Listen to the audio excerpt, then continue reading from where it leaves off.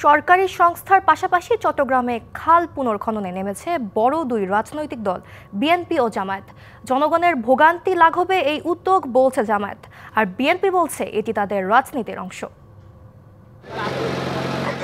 সামান্য বৃষ্টিতেই হাঁটু থেকে কোমর পানিতে তলিয়ে যায় বন্দরনগরী চট্টগ্রাম। দীর্ঘদিন ধরে নগরবাসীর ভোগান্তির অন্যতম বড় কারণ এই জলাবদ্ধতা, যা নিরসনে চট্টগ্রাম সিটি কর্পোরেশন, উন্নয়ন কর্তৃপক্ষ ও পানি উন্নয়ন বোর্ডের 4টি প্রকল্প চললেও মুক্তি মিলছে না।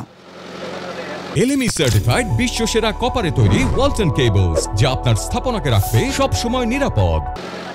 এদিকে নগরীতে দলীয় বৃত্তের বাইরে এসে খাল পুনঃখননে নেমেছে বিএনপি ও জামায়াত ইসলামী।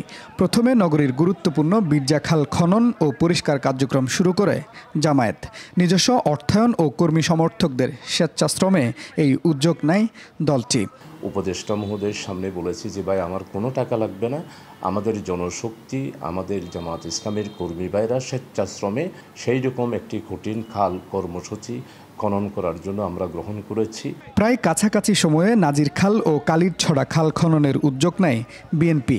প্রায় 80 লাখ টাকা ব্যয়ে নিজেদের কর্মীদের নিয়ে এই কর্মযজ্ঞ বাস্তবায়ন করছে তারা। আমরা যেহেতু বিএনপি একটা জনগণের দল, জনগণের ভালোবাসা আমাদের অর্জন করতে গেলে জনগণের জন্য কাজ করতে হবে। আমরা কিন্তু আমাদের নেতা শহীদ রাষ্ট্রপতি জিয়াউর রহমান সাহেবকে আমরা অনুসরণ করতেছি, ওনার কর্মসূচিগুলো আমরা বাস্তবায়ন করছি। কেউ কেউ বলছেন ভোটারদের আকৃষ্ট করতে একই রকম কর্মসূচি চালাচ্ছে রাজনৈতিক দল দুটি, যদিও বিএনপি নেতারা বলছেন এটি তাদের রাজনীতির অংশ। খাল খনন কর্মসূচি হচ্ছে বিএনপির রাজনীতির একটি অন্যতম অধ্যায়, যেটা শহীদ প্রেসিডেন্ট জিয়াউর রহমান সাহেব শুরু করেছিলেন। খালের দুপাশে যারা বসবাস করে তাদের দৈনন্দিন স্বাস্থ্য, জীবিকা সবকিছু কিন্তু অনেকটা এখানে নির্ভর করছে। চট্টগ্রাম নগরীতে জলাবদ্ধতা নিরসনে প্রায় 14,000 কোটি টাকার 4টি প্রকল্প দ্রুত বাস্তবায়নে প্রধান উপদেষ্টার নির্দেশে কাজ করছে উচ্চ পর্যায়ের একটি team. Mujibul Haque, DBC news, Chittagong.